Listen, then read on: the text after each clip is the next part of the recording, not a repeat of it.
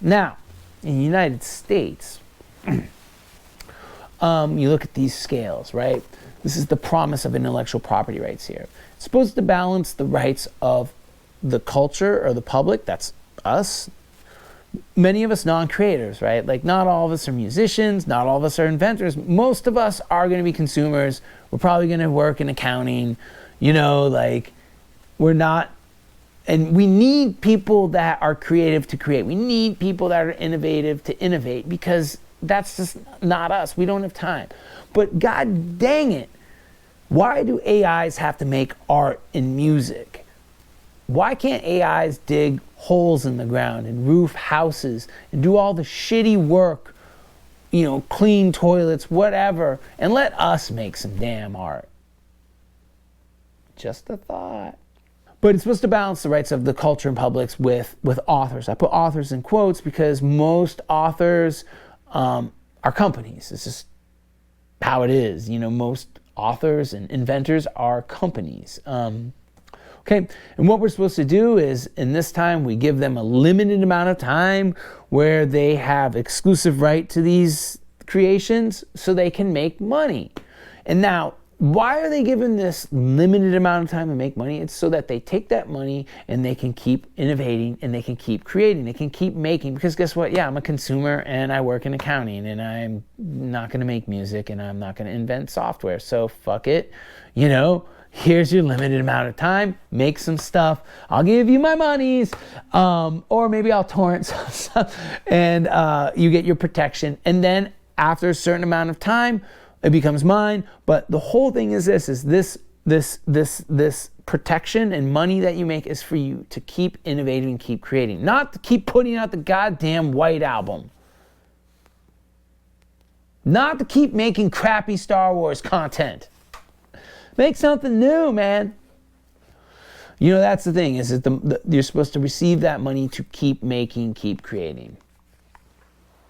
The United States then has an economic incentive model, and that's really what it is. We give you a limited amount of time where you have the exclusive right over your creation, where you can make money off that creation. No one wants to be a starving artist or inventor. It's a horrifying thing, right?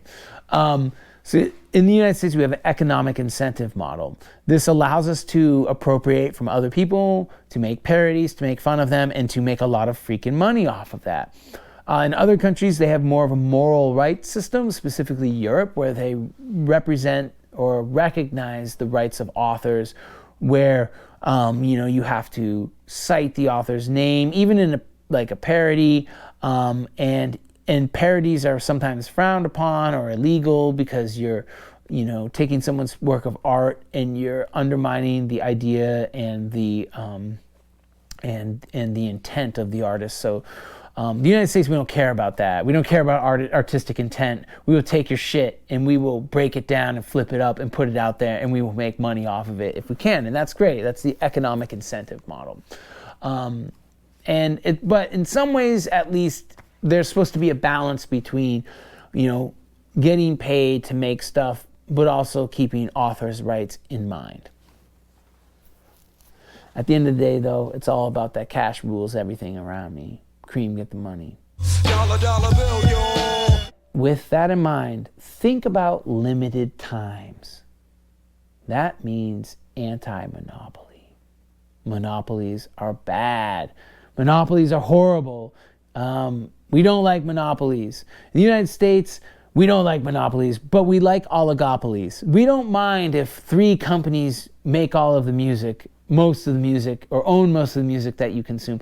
We don't mind if there's 4 news companies owned by 4 larger conglomerations that own, weapons manufacturers and pharmaceutical companies and food and chemical companies, et cetera, and who do non-biased reporting on those companies, right?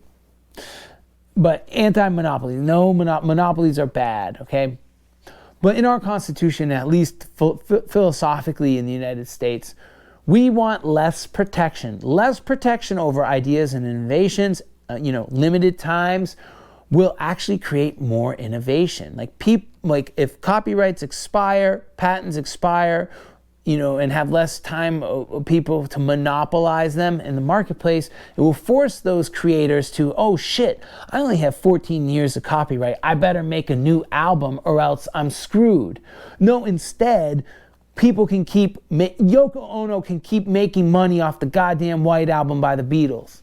Sorry, not to harp on the Beatles. I'll get back to Disney and Star Wars, right? But in the United States, the concept, it's not the practice, it's the theoretical, philosophical concept, is that less protection will create more innovation because people have to keep making stuff to have, an advantage in the marketplace, okay? And therefore, less competition will create less protection will create more competition. A great example is the fashion industry. We'll talk about this in our last class. There is no copyright in the fashion industry. That means that, anybody can copy from the runways, anybody can copy from high-end stores and make their own stuff. As long as they don't infringe on logos and stuff like that, you can copy.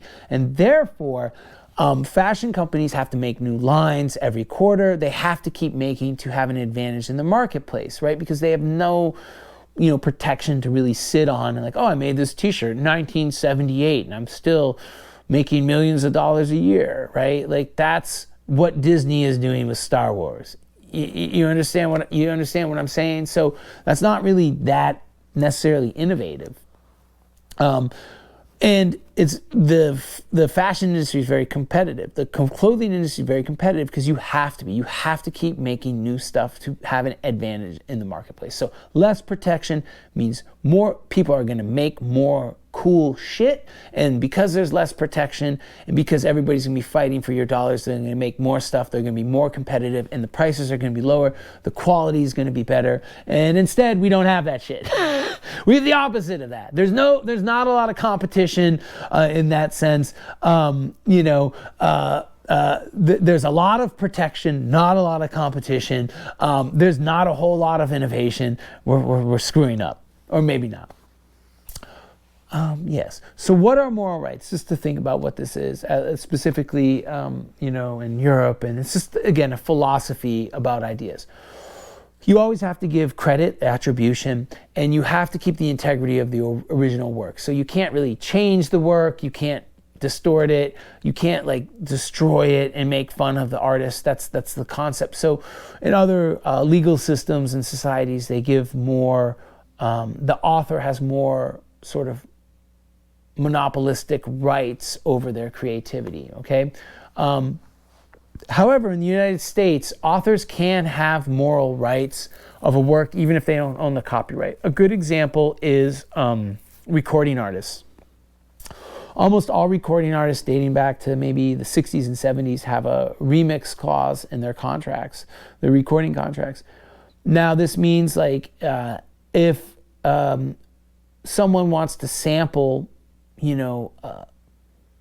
a Taylor Swift song, let's just say, Taylor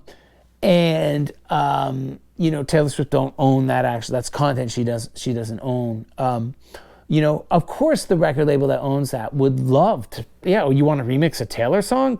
Yeah, we're a record label. We don't care about art in music. We just want to make money. So yeah, we'll license that to you and we'll get paid. It'll be sweet and awesome. And typically Taylor would have no ability to say no because she doesn't own her stuff. She made it as a work for hire for a company. However, recording artists many of them have in their contracts a remix clause where Taylor could say, no, I know I don't own this, but I don't like that type of music. I don't want people sampling me in that way. Okay. A lot of Europe has a moral rights system or moral rights ideology in their legal systems. The United States is all economic incentive. Jeez. Incentive.